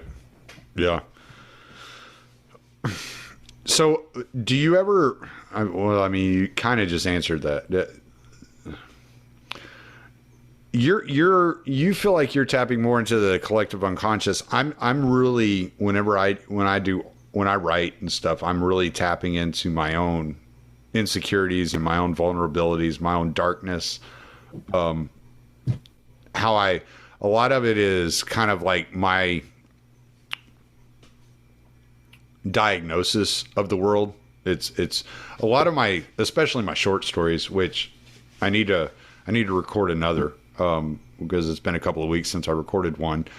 But a lot of it is the way I look at culture, and I'm diagnosing what I'm seeing around me. But I do so from a very glib, kind of archaic mindset. I'm trying to capture the darkest parts of humanity and the darkest parts of the world around us, because I think that those warnings are important. But you're much more tapped into a more spiritual side of humanity and of the unconscious. Do you think that is there a conflict there between the darkness of man and the spiritual side of man, or is there a corruption that is enveloped that is created like a dark spirituality? Like, what's happened there? We've been taught through multiple decades and centuries to completely disregard the evil within ourselves. And because of that, we see what we have going on now. We don't recognize it. Now think about it, like, it's not even the same. Like, people think that evil is the lack of good and good is the lack of evil. But in reality, good is the other half of evil and evil is the other half of good. That's the reality. The yin to the yang. Yeah. You can't have one without the other. Right. That's just how it is. And I think we've been indoctrinated for the last 2,000 years, really, to not acknowledge that in ourselves and in the good things that happen. We're indoctrinated to see everything else outside of ourselves as evil and not look at ourselves as also evil. And I think because of that, there's a lot of problems that happen with people. Yeah, it was the greatest trick the devil ever pulled, was to convince the world that he didn't exist. Right. And it's funny because the opposite of Jesus is the Antichrist. We all know this, right? So even in that, you have the opposites. So we understand that there's the opposites, but we don't understand that the opposites are the same thing, part of the same thing. And that's the problems that we have. We don't acknowledge the opposite as part of ourselves. Right. Yeah. It's well, and this is why shadow work is so important, is because it puts you in touch with a very uncomfortable part of yourself. I know Jordan Peterson had said, he had said something in one of his lectures that 80% of you would have been the Nazis, whether you liked it or not, or whether you like it right now or not, that you would have just gone along to get along, and that it's a different type of person to reject that evil,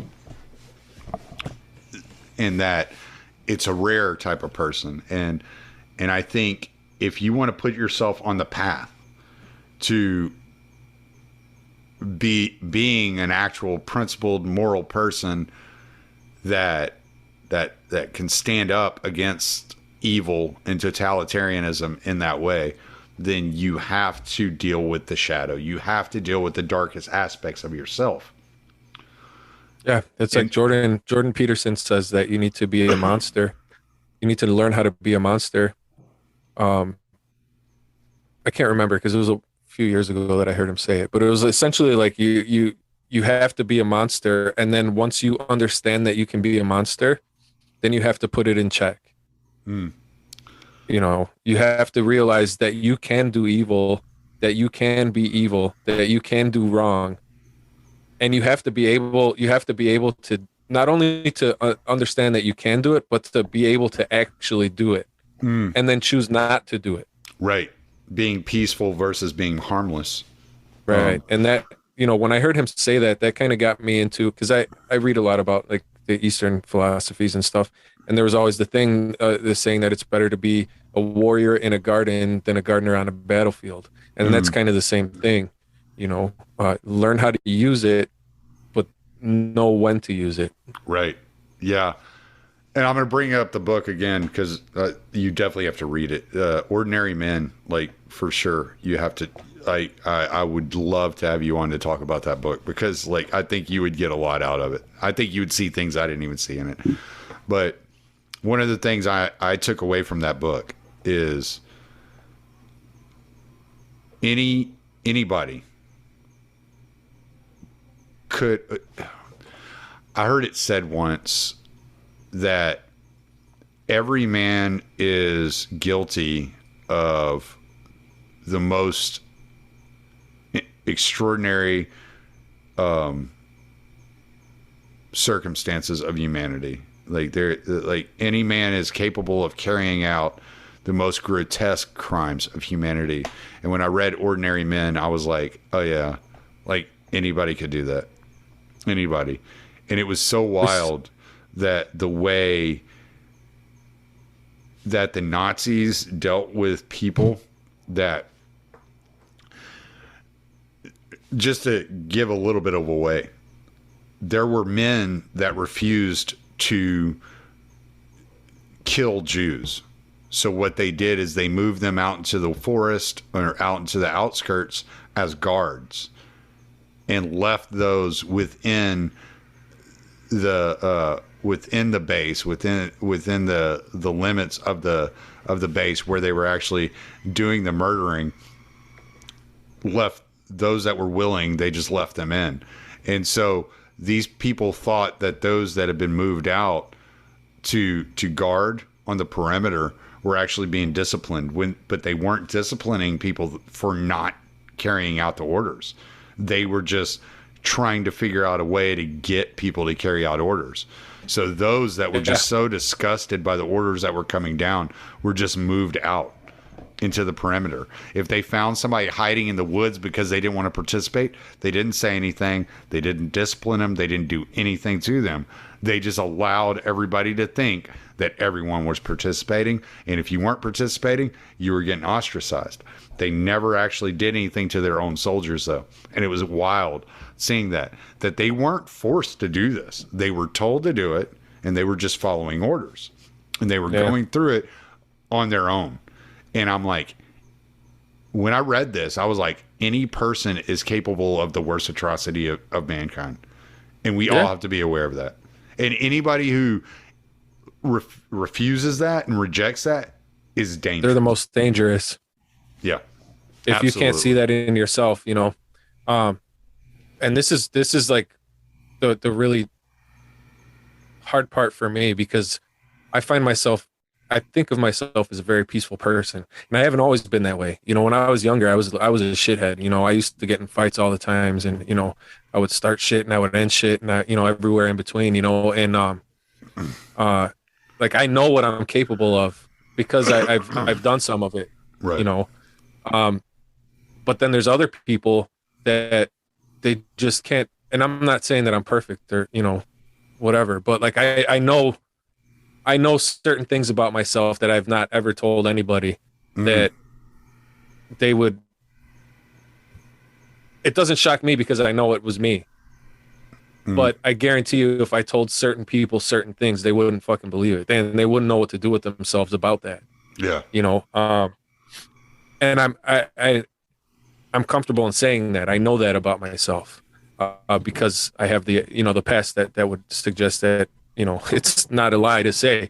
But there's other people who they've never done a bad thing in their life, so they think they can't do a bad thing in their life. Mm-hmm. You know, and those are the people that you got to worry about, because they can be forced to do things that are bad for everyone, bad for themselves, without even realizing that that's what they're doing.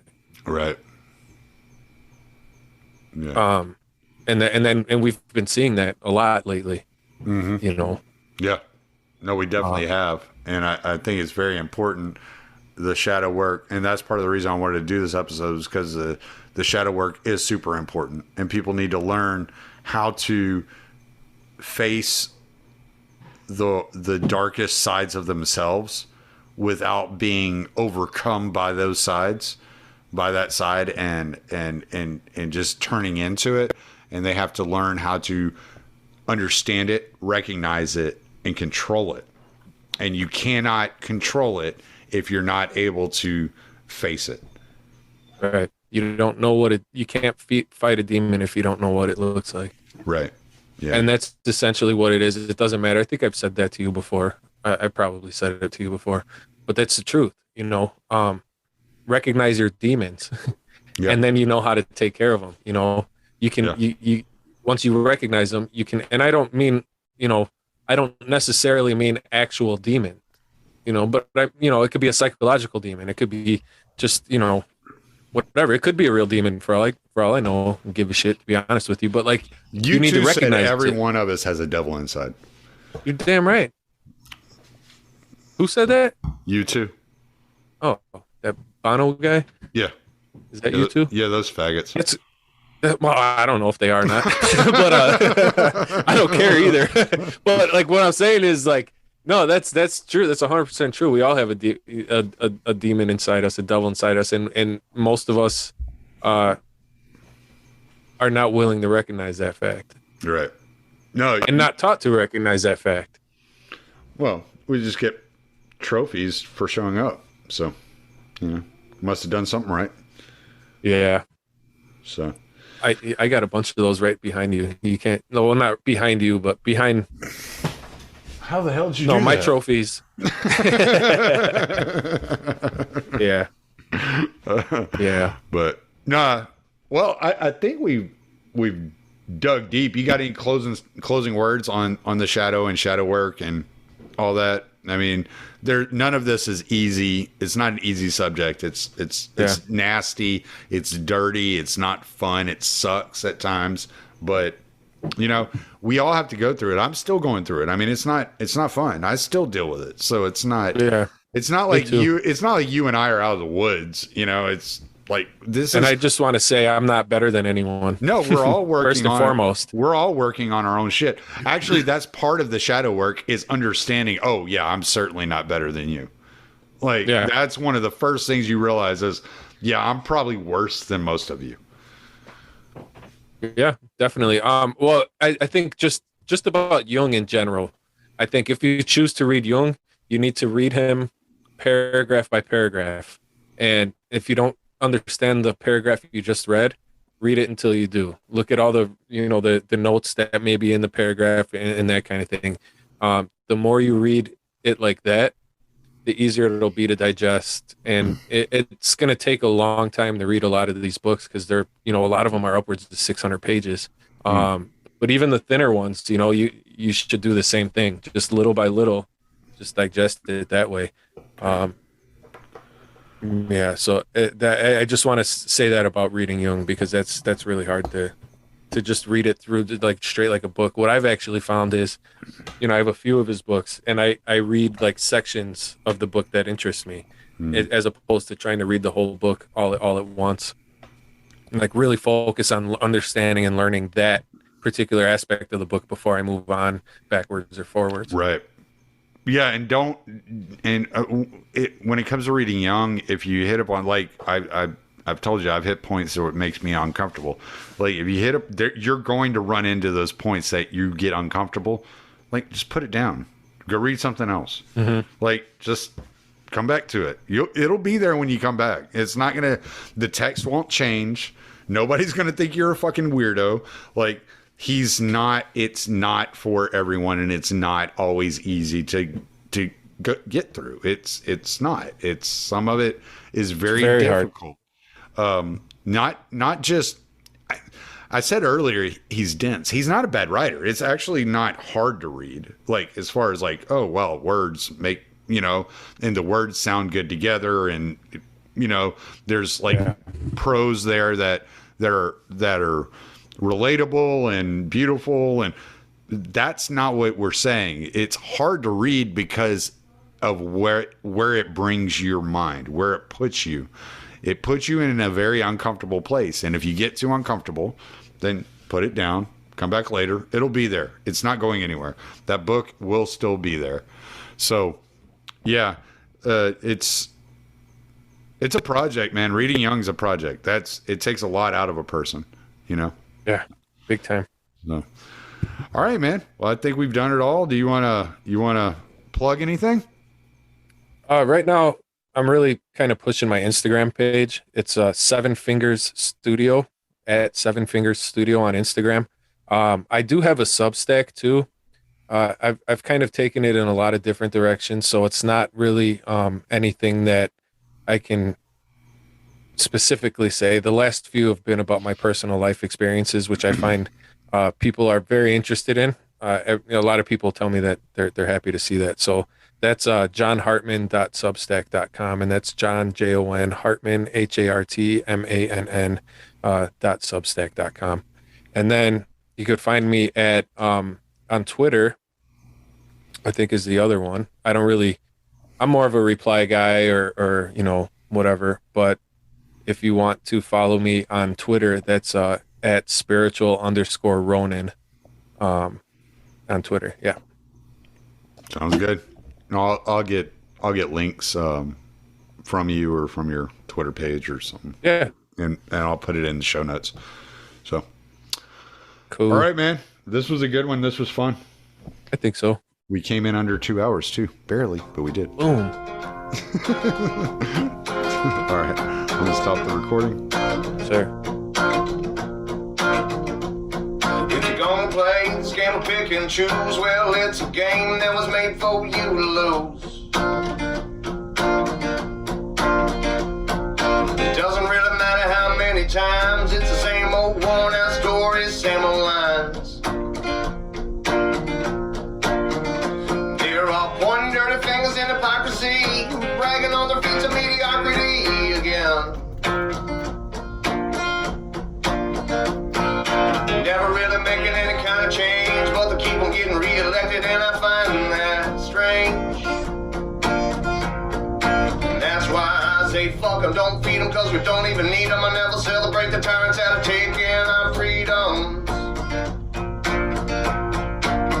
Yeah, I said fuck them, don't feed them, cause we don't even need them. I never celebrate the tyrants out of taking our freedoms. What's it gonna take for you to see that we're living in a rigged democracy?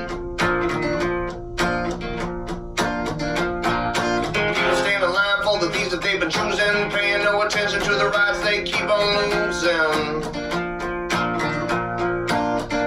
But they all gather in the rallies and they chant their names, on goddamn well that it's all gonna be the same.